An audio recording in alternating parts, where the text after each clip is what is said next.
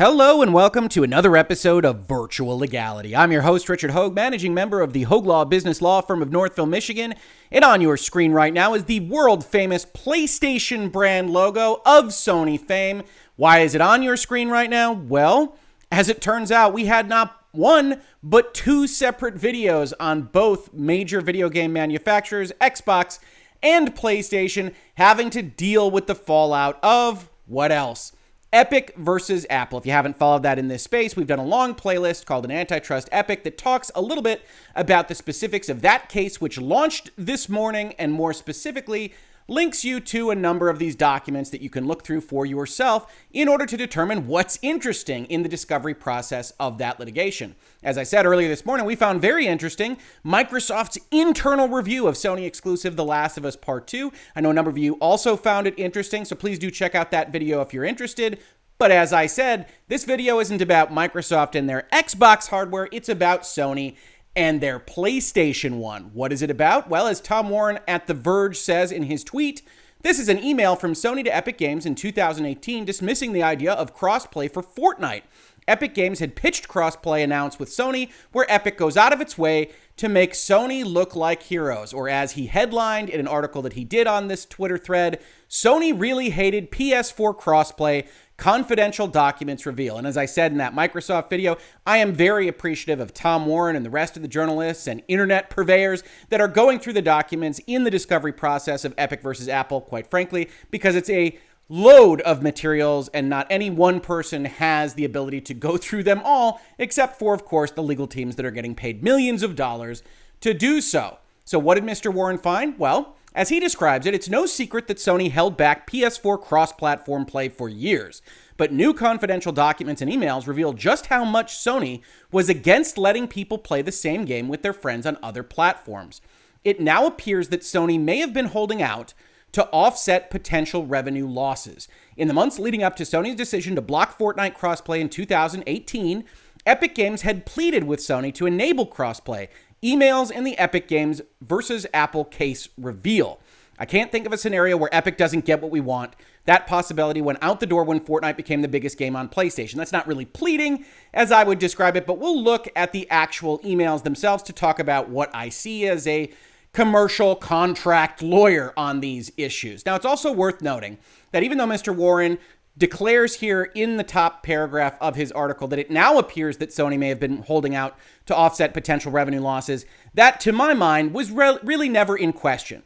The only reason why Sony or Microsoft or Nintendo or anyone else was holding off on crossplay and still has certain requirements, which we will definitely be talking about as part of this video, was because of this notion that somebody could go to the platform that they had built, that they had designed, that they had spent money on, and then money on advertising to get eyeballs following them. They could play the game on that hardware and love it, and then go and buy their V-Bucks or gems or what have you on the Xbox or the Nintendo Switch. And the C-level executives at Sony, who was the leader in the hardware race at the PlayStation 4 level, might well be at the PlayStation 5 level as well, look at a situation like that and says, our asset is our audience. We have the eyeballs. People want access to them.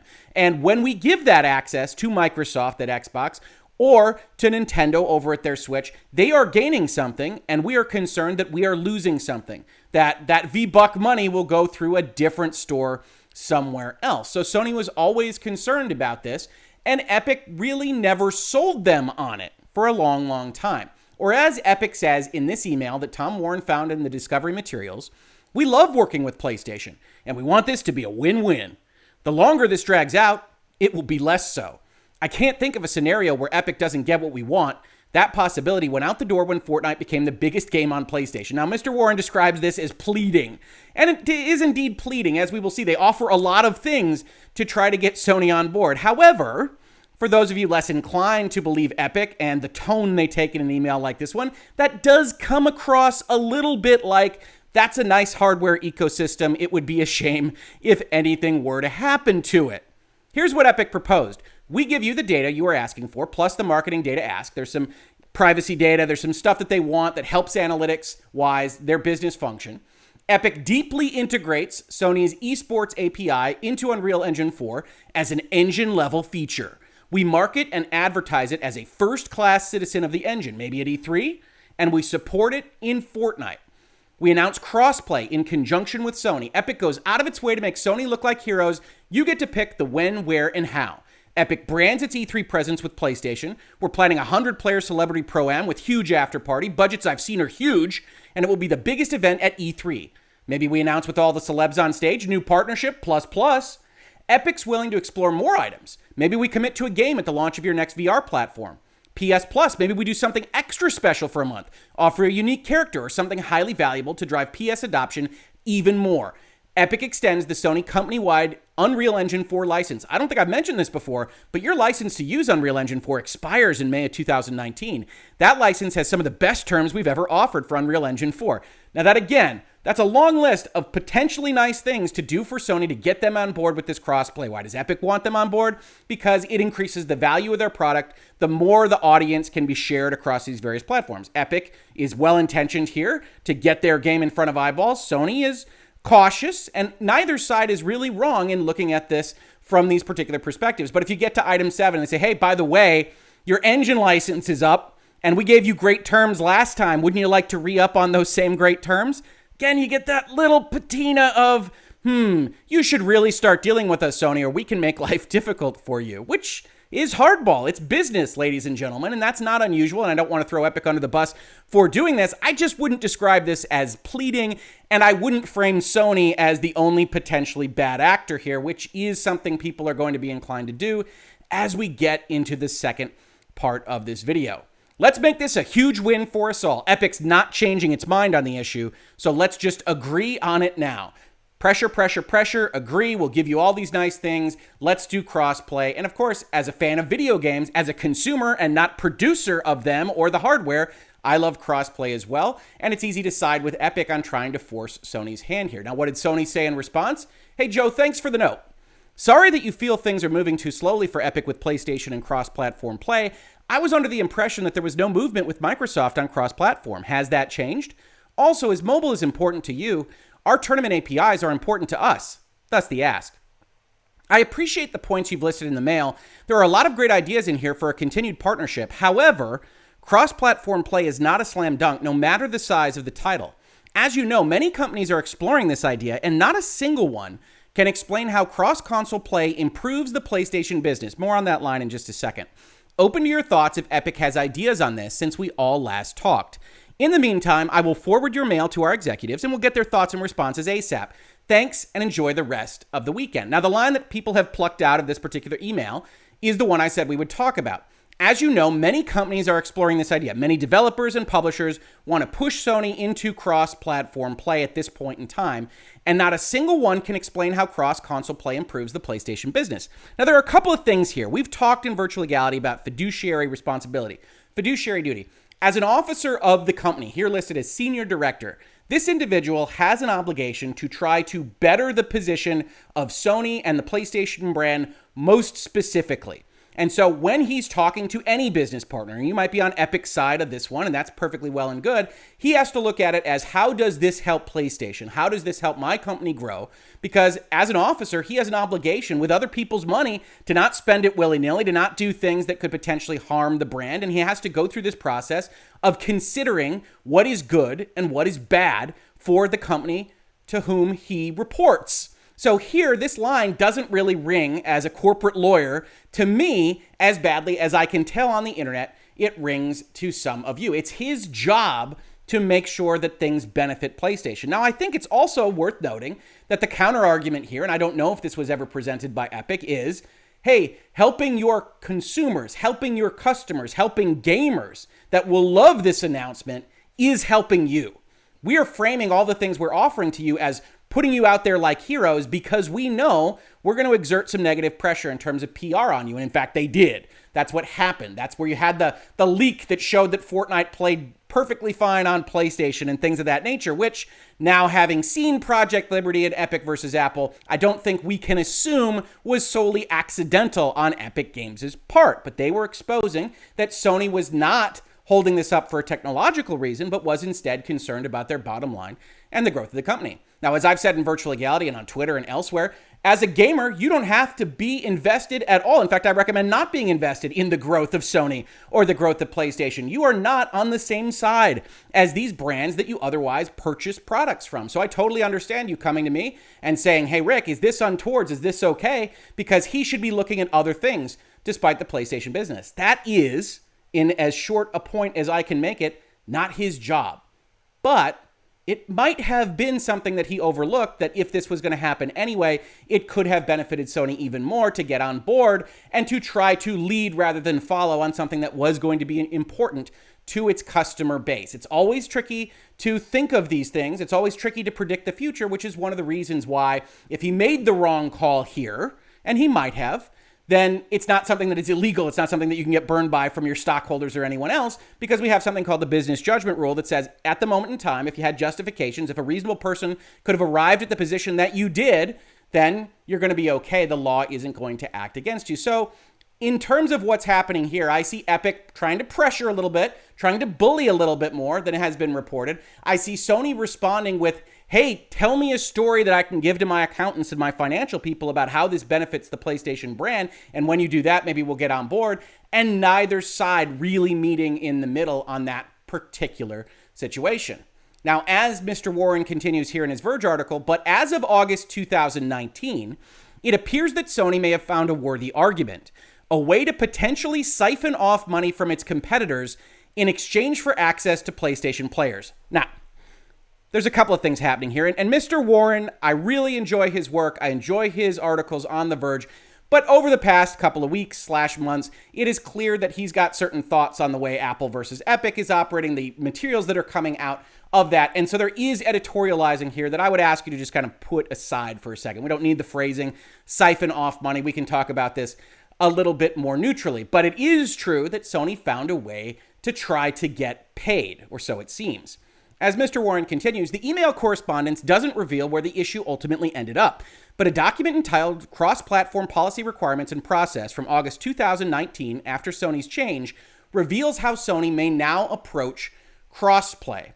So let's take a look at this. I got DM'd this a great number of times. Thank you. Hat tip to everyone who did so. I can't see everything, obviously, and I always appreciate being made aware of these kinds of issues. There are a couple of things that jump out to me just looking at this, and we're going to go over it all in detail. The first is in the bottom right, Epic. It's an Epic document. It comes from Epic versus Apple. We can expect more kind of little documents about a lot of different technology and video game players to come out of this court case.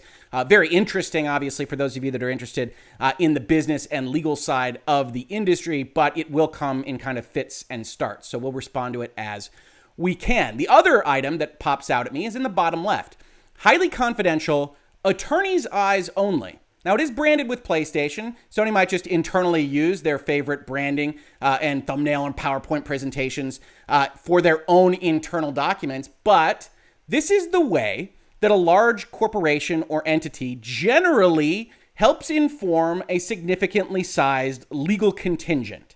Right? You've got your in-house counsel that has helped negotiating contracts on the regular. You've got your outside counsel that's dealing with really tough stuff and unusual stuff that isn't your operational day-to-day, such as Epic and Apple hired outside counsel to deal with the giant antitrust action, which is not how they ordinarily conduct their business. But for that internal contingent, what you want to have, if you're Sony, if you're Microsoft, if you're any other company that you can think of that has a legal team internally at their company, you want to help advise those attorneys how they're going to negotiate your positions, because there's going to be hundreds, if not thousands of them, and paper flying across desks every single day of the week. A lot of my clients who I've done work for actually have binders that they hand you. This is how we like to handle indemnification. This is how we like to handle fees and date of service and intellectual property ownership. And do you have any questions? And then if I have a team that I'm helping with someone at another company, I help create those kinds of materials and help educate those attorneys as to what the company wants to add some sense of uniformity for how it's dealing with multiple giant other entities. Here, what I see is very likely a document that was designed by PlayStation, by Sony, to help advise its people how it wanted to deal with cross-platform revenues. And we're going to take a look at another major agreement that's going to help indicate to us how this was done in practice. Now, we don't know whether this actually went into effect. We don't know if this is Sony's current policy with respect to cross-platform revenue share, but we can look at it at bare minimum as a thought experiment and help analyze what it is that they were attempting to achieve. So this document is called Cross-Platform Policy, not rules, and that's notable. If the proportion of PSN revenue share divided by PS4 gameplay share for a title is less than 0.85 in any given month, the partner will pay SIE a royalty to offset the reduction in revenue. What does that say? Well, these publishers, these folks that are going to sell either physical or digital games on the PlayStation ecosystem are going to report certain numbers as part of their agreement with Sony to Sony. One of those numbers is going to be how much money did we make overall in all sales of this particular product? How much money are we giving to you as what you've earned? How much money is going to be calculated as your revenue share based on the royalties we've agreed to in the publishing agreement? And also, what is the gameplay share? How many minutes, in all likelihood, are people playing this game on PlayStation versus on Xbox versus on Switch, what have you? And chances are the report doesn't have to itemize it by the various competitors. It just has to aggregate it for what is our percentage. And if that percentage starts to deviate, our revenue share from our gameplay share, by more than 15%, that's your 0.85, well, then we start to need recompense. And we're going to talk about the logic behind why in just a second. The partner has no obligation to pay SIE, that's Sony, a royalty in months where PSN revenue share divided by PS4 gameplay share is greater than 0.85. If you can keep it within that 15% kind of cushion area, we're not going to charge you, even if the PlayStation gameplay share is higher, which we'll actually see in their example. Both PSN revenue share and PS4 gameplay share are determined by the information provided by the partner in the data requirements, capital D, capital R, which is what we talked about at the top of this section. And then you get this example. So we pretend it's month one, and you've made $1 million in applicable revenue. And there's all sorts of ways that we can calculate this, but this is just for purposes of understanding what it is they're talking about here. $1 million in applicable revenue. We've gotten 900,000 of it. That makes our revenue share 90% and 95% gameplay share on PlayStation, which is notable, right? If we just look at this, we see that Sony, who's enabling crossplay, let's just pretend it's Fortnite right now, has 95% of players on its platform. Very optimistic, right? You got to love internal documents. 95% of its players are on their platform, but they're only realizing 90% of the possible revenue, which means that what we talked about at the top of this video, that Sony might be concerned about people playing it on their system where they really enjoy the hardware or other aspects of it, but for some reason buying it through a different interface, whether that's at work, whether that's through their phone, whether that's on the Xbox, they're buying it through that other interface, means Sony doesn't get its cut of running the store that it wants to get. Obviously, what Epic and Apple are fighting about right now in respect of the iOS ecosystem. And so they aren't getting as much money as they think they otherwise would. But because 90 and 95 are close enough, they're not 15% separated, you owe us $0 for that revenue share. By virtue of a counterexample, then, they put forward month two, in which there's still that $1 million total revenue across all platforms, and only $600,000 of it goes through the PlayStation ecosystem. Now, that $600,000 over $1 million gets you to that 60% revenue share, but the gameplay share didn't change. For whatever reason, the way this particular game is working, people are playing it on the PlayStation, but they aren't paying for it on the PlayStation. In the era of free-to-play and cross-platform capabilities, that presents a potential problem for Sony. Sony says, well, look, we've put all this money into developing an ecosystem where people want to play. It's at 95%. And yet, for some reason, people are spending money buying it elsewhere. And so we want a cut of the difference. Now, they don't get the whole cut of the difference, right? If you go and you look at what this math actually does, it says cross-platform revenue, that's your $1 million across all cohorts times the PlayStation 4 gameplay share, so the 95%. So we think, hey, we're Sony. We have this big, massive position in the hardware level, and so we would have gotten $950,000. So do they owe them $350,000 is the difference? No. They owe $950,000 minus the $600,000 that you've paid us, And then we take some kind of royalty percentage. Here, it's indicated that that is to be 15%. Interestingly, in this slide, that 15% number kind of comes out of nowhere. It should probably be a bullet up at the top for attorneys to understand what we're talking about, because that's going to have to be specified separately. But you take that $350,000 difference and you say, we're going to apply another 15% on it. That's how you get this $52,000 payment right here. And this math is all established below the table. Now, you don't have to agree with Sony, but this wasn't brand new when Sony apparently introduced this concept in 2019. To see that, let's look at the last couple of bullets here, and then we can take a look at the document that kind of indicates that it wasn't brand new as a concept. The partner shall provide each Sony territory with monthly reports of any such PS4 revenue share and shall pay the applicable Sony territory invoice within 30 days of the date of the invoice. So that first bullet says, okay, we're going to agree to 30 days net payments on when that's established. Payments commence on the month the title exceeds or is expected to exceed $500,000 in PSN gross revenue within a 12-month period. So we're not going to hit the tiny developers. We're not going to hit the real small fries. Once you make more than $500,000 in gross revenue on our service, that's when all of this kicks in. And Sony has the right to audit partner books and records related to the cross-platform revenue share in accordance with Section 151.3 of the GDPA. And that leads us to the next spot in this little treasure quest we call Crossplay dev charges. 151.3 of the GDPA will take us to a document called the PlayStation Global Developer and Publisher Agreement. Now, a couple of things. I put this on your screen. This is from the Securities and Exchange Commission and their Edgar service. This is a 2017 document. So this all happens before what it was that we were talking about as part of this video. So we can basically be sure that this document has been changed in some respects since 2017 through that 2019 adjustment that we see described in the slide we're looking at for purposes of this video, and of course through 2021, which, as far as I know, is the year in which we're currently living, although they have blended together a little bit in this age of Corona. So we look at this 2017 document. This, for point of reference, is actually the publisher agreement that was entered into with Take-Two Interactive Software. We scroll down and down and down, and we see that there is, in fact, no Section 151. Not really a surprise. Even the giant global mega corporations don't generally make documents that are 150 plus provisions long. So, looking at that slide, we can kind of surmise that it was a likely typo, and we start looking at maybe 15.1.3. That would be the same kind of concept. Does that reflect what was being talked about in that slide? Well, if we go over to that particular section, we find that indeed it does. It talks about audit rights. Publisher shall keep full, complete, and accurate records covering all transactions relating to physical media products ordered and manufactured pursuant to this GDPA, including the wholesale price received for physical media products, and all records relating to quote-unquote indirect revenue under Section 15.3. Now, we know when we're talking about crossplay with Fortnite, we aren't talking about physical media products.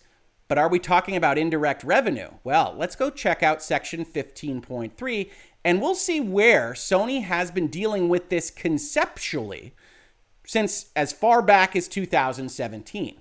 15.3, indirect revenue. If publisher intends to monetize or receive any revenue or other monetary benefit derived from the exploitation of PlayStation-compatible products, including related online activity. So, if you're going to make money somehow associated with using our brand products or services, other than from the sale of physical media products pursuant to Section 9.1 or digitally delivered products via PSN pursuant to Section 9.2, so you're getting money, it's related to our product, we're not counting when you sell a game, then publisher shall notify the applicable Sony company and enter into good faith negotiations regarding the royalty to be paid to Sony on revenue received by or credited to publisher at a rate to be agreed by the parties. So Sony has, in the back of their mind, always, in this Section 15.3, contemplated a notion that somebody could potentially make money off of being associated with the Sony brand. Could be using Sony logos, could be using PlayStation references, could be using something like that. But if we think about what crossplay is, and we think about Sony's position, especially in the PlayStation 4 generation, where we knew where things shook out, then if you're sitting at Sony headquarters and you're thinking about how you're going to make more money for Sony and for the stockholders, you say, hey, we've got the biggest audience in video games, at least on the console level. And these guys want to help boost their Xbox ecosystem, their phone ecosystem, other ecosystems by allowing their game to interact with a PlayStation audience. And so that's something that we are giving to them. That is, they're monetizing something that is associated with our brand. In fact, if you get to the bottom of this section, you see it says, for clarity, this whole thing doesn't apply to revenue generated from publishers' products where such product, A, does not use or incorporate any Sony materials. Okay, Fortnite isn't using Sony materials, with the exception now of like Aloy and other things that Sony has directly licensed to them. Does not operate on or interact with any system. Okay, now you're starting to get into an area where we think we probably are coming into this section.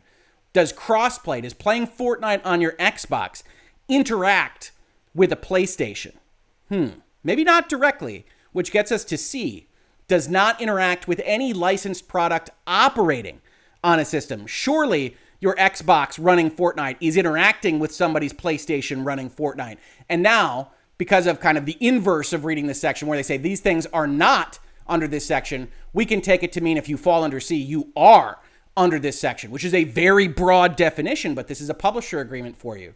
So Sony looks at this and says, okay, we've got this indirect revenue concept, and our attorneys want to know what to do with a crossplay game here in 2019.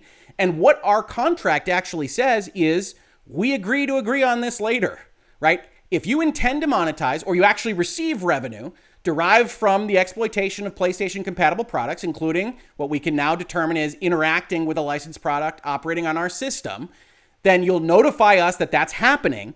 And what'll happen? It's not an instant giving of a royalty. It's that we will enter into good faith negotiations regarding the royalty to be paid. And if we fail, then we're going to hit this penalty number that nobody wants to hit. You definitely don't want to do that. We want to encourage you to negotiate with us. And who's going to be doing the negotiating? Well, it's going to be the attorneys. And Sony needs to inform their attorneys what they want this thing to look like with most publishers. But when you have a provision like this that basically says you're going to enter into a different agreement with us, you start to separate out from just the publishing agreement, from this kind of uniformity of how these particular relationships are treated. So as I put out there in social media when this was all happening and people were DMing me about it, it wouldn't surprise me if different publishers, different developers, different folks that run into this question where you've got more than $500,000 in gross revenues, you want to have cross-platform play enabled, and you've got this separation, have different numbers, most specifically this 15%. If you're Fortnite or you're Epic and you've got some big, really voluminous amount of money that could potentially go to Sony, maybe that's 10%, maybe that's 5%, maybe it's a free Unreal Engine 4 or 5 license, right? Sony and Epic have been very close lately. Sony has now invested $500 million or so in Epic, coming a lot from the relationships we saw kind of strained at this crossplay level, and Sony deciding to hitch their wagon to Epic, which they think really does have a winning hand with respect to Fortnite and the Unreal Engine development pathway. So Sony is now very much invested in Epic, and this all might have resulted from those conversations. We don't know if this is the way they treat this section, because this section doesn't really say exactly what indirect revenue is. This is one of those sections we talk about in Virtual Legality that is at least ambiguous enough that Sony can come in and say, whoa, whoa, whoa, you are receiving revenue derived from the exploitation of PlayStation compatible products, which if you're not talking to an attorney on the other end, the person says, what? Go check 15.3. And then you get into a discussion, and then you start talking about potential royalties with a penalty royalty rate sitting right here. And so Sony has been thinking about this conceptually for a long, long time. One of the other questions that was raised to me was, is Sony the only one doing this? I don't know. I don't know whether any of the other platform holders are potentially charging for cross-platform play, because I don't know whether Sony is. I am willing to look at this from either angle and say certainly the audience leader in console gaming, as PlayStation was with PlayStation 4, does potentially have something to lose here. And by giving this kind of grace period of 15% and saying, look, it's only when we separate a lot from the actual gameplay on PlayStation to the amount of money coming into you, Mr. Developer, that we start to ask for additional royalties, because you're using our audience and our platform and our marketing and our goodwill in a way that doesn't get us paid in the manner that we have otherwise agreed to in our publishing document. So yes, this looks bad. Everybody sent this to me because they wanted to ask if Sony was evil and this was outrageous and this was anti-consumer. And certainly you don't like to see a hardware manufacturer just saying, hey, I'd like an extra pound of flesh for this particular transaction. But I do think if you look at this and you look at how they're actually defining this as requiring a separation from gameplay and revenue, that you can justify it if you're on Sony's side to say it's only when you've got a big split. And maybe you want this to be, it has to be a split of 30% or more. Maybe you want this to only be a rate of 5%, just as a little kicker to say we're going to try to even this up or what have you. But regardless of the numbers, conceptually, this isn't something that strikes me as terribly odd. This is a company with an asset that is saying, hey, I've got this asset. We think we're giving up something by giving this consumer base to you, and so we would like to get paid for it.